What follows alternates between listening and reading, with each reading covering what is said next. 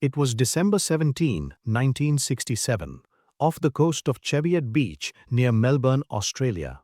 The summer sun glinted on the waves and the sound of the surf mixed with the distant calls of seabirds.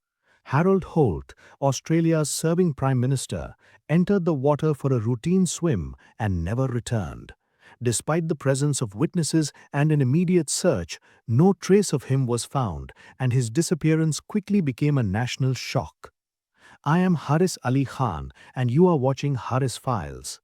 In this video, we will examine the timeline of Harold Holt's final hours, the evidence collected at the time, and the various theories that have emerged about how and why a sitting Prime Minister could vanish so completely. December 17, 1967, Cheviot Beach, just outside Melbourne. The summer sun was high, glinting off the waves, while the ocean crashed against the rocky coastline.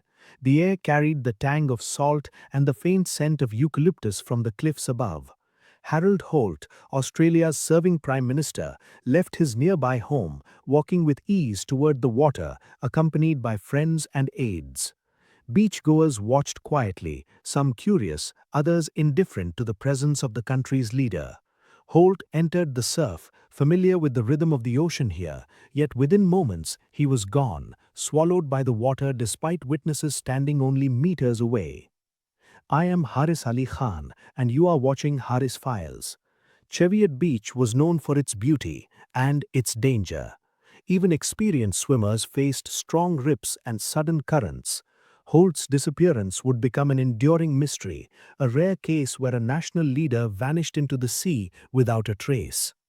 Professional commentary at the time noted that while Holt was an accomplished swimmer, Cheviot Beach posed significant hazards. The combination of summer surf, rocky terrain, and strong currents created conditions that could overwhelm even a confident swimmer, highlighting how quickly ordinary routines can turn fatal. Harold Holt had been Prime Minister since 1966, leading Australia with a relaxed yet confident style. Popular with the public for his approachable demeanor, he navigated a political landscape shaped by Cold War tensions and domestic debates over defense and trade. Holt's health was generally robust, and he was known for his love of the outdoors, particularly swimming.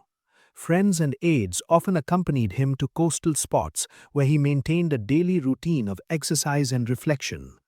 Cheviot Beach, though scenic, was notorious for its strong surf, rocky outcrops, and unpredictable rips. Local reports from the day noted clear skies but strong afternoon currents, with tides moving swiftly along the shoreline.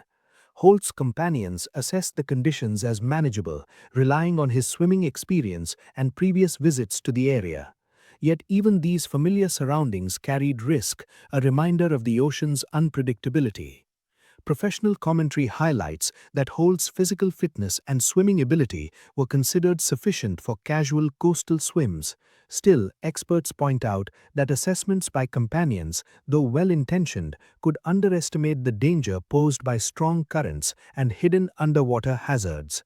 This context helps explain why a routine swim could end in a disappearance that would captivate a nation. On the afternoon of December 17, 1967, Harold Holt arrived at Cheviot Beach with several companions, including friends and aides. The air was warm, the sun high, and the surf strong against the rocky coastline. Holt, dressed in a swimsuit, prepared to enter the water as he had done many times before. Witnesses reported him wading in confidently, moving further into the waves with deliberate strokes. Within minutes, the ocean's currents pulled at him, and he was last seen struggling briefly before disappearing beneath the surface. Companions shouted for help, rushing into the water, but the surf was too strong. Beachgoers and nearby military personnel quickly responded, forming an impromptu rescue effort. Lifeguards were alerted, though Cheviot Beach lacked formal rescue stations. Despite immediate attempts, no trace of Holt could be found in the churning waves. Early evidence included footprints leading to the water, partially disturbed sand, and minor personal items left on the shore. Tide and current analysis later suggested strong rips capable of carrying a swimmer quickly out to deeper water. Witness reports conflicted on the exact time Holt entered and vanished, and accounts differed on how far he may have reached. Experts note that the sudden disappearance of a sitting prime minister under these conditions was unprecedented, even with prior knowledge of his swimming ability. The combination of high surf, rocky terrain, and strong rips made the situation uniquely dangerous. The immediate response highlighted both the unpredictability of the ocean and the vulnerability of even experienced swimmers. Following Holt's disappearance, Australian authorities launched a large-scale search. Police coordinated with Royal Navy divers, military personnel, and local volunteers to comb the coastline.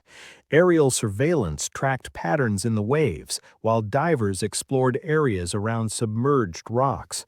Shoreline searches extended for kilometers, focusing on likely drift patterns based on tide and current calculations. Investigators reviewed all evidence, including witness statements, personal items left behind, and oceanographic studies to estimate how far Holt might have been carried. Despite intensive efforts, no physical remains were recovered. Conflicting reports emerged. Some claimed brief sightings offshore, while others described different surf conditions or distances swum. Interpretations of the tide and currents varied, adding to the uncertainty. Professional commentary highlights the investigative limitations of 1967. Forensic technology was limited, underwater search capabilities were rudimentary, and the treacherous coastline posed ongoing hazards. Despite these constraints, the scope and coordination of the search demonstrated a remarkable national effort. The absence of definitive evidence and the ongoing uncertainties around Holt's final moments left the case both baffling and historically significant. The most widely accepted explanation is that Harold Holt accidentally drowned. Cheviot Beach is known for strong surf and hidden rip currents, capable of quickly pulling even experienced swimmers into deep water. Witness accounts and oceanographic studies support this scenario, though no body was ever recovered to confirm it. Some have suggested suicide, citing potential personal or political pressures Holt may have faced at the time. However, experts point out that there was little direct evidence to support this, and his behavior prior to the disappearance appeared normal. Other theories include foul play or political abduction. Some speculate that Holt could have been deliberately removed for political reasons or caught up in espionage-related activity. These ideas often rely on conjecture rather than solid evidence and conflict with witness reports of him entering the water voluntarily. A small number of conspiracy theories suggest cover-ups or involvement by foreign intelligence agencies. While intriguing, professional commentary largely disputes these claims due to lack of credible corroboration. Unresolved inconsistencies continue to fuel debate. No body or personal effects were recovered from the ocean. Witness accounts vary on how far Holt reached, and some reported unusual behaviors or comments prior to his swim. These gaps leave the circumstances of his disappearance open to interpretation, sustaining public and scholarly interest decades later. Harold Holt's disappearance remains one of Australia's most perplexing mysteries. The timeline, combined with strong currents, eyewitness testimony, and official search efforts, supports multiple possible scenarios.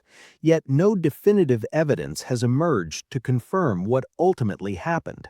Key questions remain unanswered. Did Holt drown accidentally, or was there an element of foul play? Could suicide or a covert removal have been involved? The absence of a recovered body leaves these questions unresolved. The case has broader implications beyond the personal tragedy.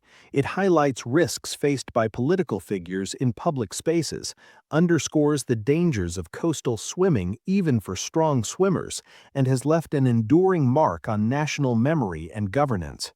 Experts continue to study the disappearance to better understand both the physical conditions and the investigative challenges of the time.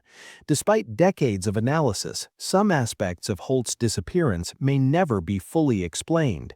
The uncertainty has ensured that the story remains a subject of study, reflection, and fascination, a lasting enigma in Australian history.